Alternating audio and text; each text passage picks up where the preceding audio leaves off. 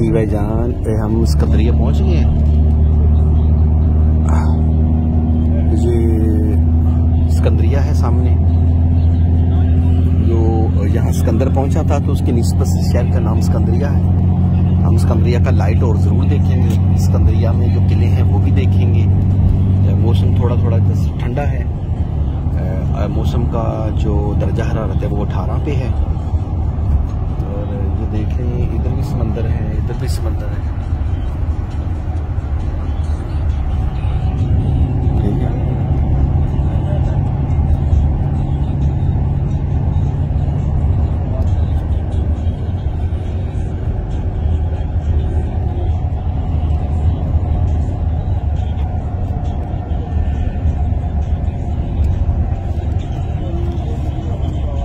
बहुत ज़बरदस्त। अब मैं आपको सिकंदरिया का लाइट हाउस ज़रूर दिखाऊंगा।